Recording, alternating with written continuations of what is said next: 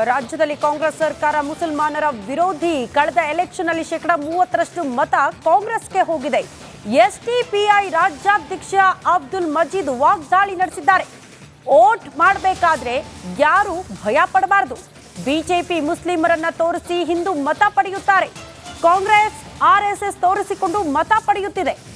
ಮೈಸೂರಿನಲ್ಲಿ ರಿಪಬ್ಲಿಕನ್ಗೆ ಅಬ್ದುಲ್ ಮಜೀದ್ ಹೇಳಿಕೆ ಕೊಟ್ಟಿದ್ದಾರೆ. ಕಾಂಗ್ರೆಸ್ ಸರ್ಕಾರ ಮುಸಲ್ಮಾನರಿಗೆ ಮೋಸ ಮಾಡ್ತಾ ಇದೆ.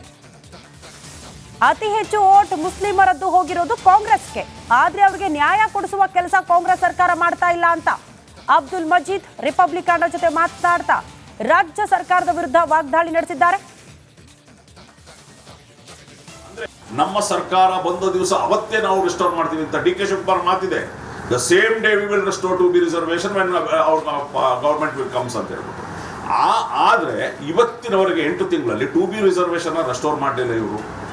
ಹಿಜಾಬ್ ಬ್ಯಾನ್ ಅನ್ನ ಇವರು ಲಿಫ್ಟ್ ಮಾಡಲಿಲ್ಲ. ಅಂದ್ರೆ ಬಿಜೆಪಿ ಮುಸ್ಲಿಂ ದ್ವೇಷದ ಅಲ್ಪಸಂಖ್ಯಾತ ದ್ವೇಷದ ಕಾರಣಕ್ಕೆ ಏನೆಲ್ಲವನ್ನ ಮಾಡಿತ್ತು ಅದನ್ನ ಯಾವುದನ್ನು ಇವರು ರಿಪೇರಿ ಮಾಡುವಂತ ಕೆಲಸವನ್ನ ಮಾಡಲಿಲ್ಲ. ಅಲ್ಲಿ ಆ ಸಂದರ್ಭದಲ್ಲಿ ಹಲವಾರು ಕೇಸ್ಗಳಲ್ಲಿ ಅಮಾಯಕರನ್ನ ಫಿಕ್ಸ್ ಮಾಡಿದ್ರು ಅಲ್ಪಸಂಖ್ಯಾತರ ದ್ವೇಷದ ಕಾರಣ. ಇವತ್ತಿಗೂ ಕೂಡ ಅವರಿಗೆ ಯಾರಿಗೂ ಕೂಡ ಬಿಡುಗಡೆ ಭಾಗ್ಯ ಆಗಲಿಲ್ಲ.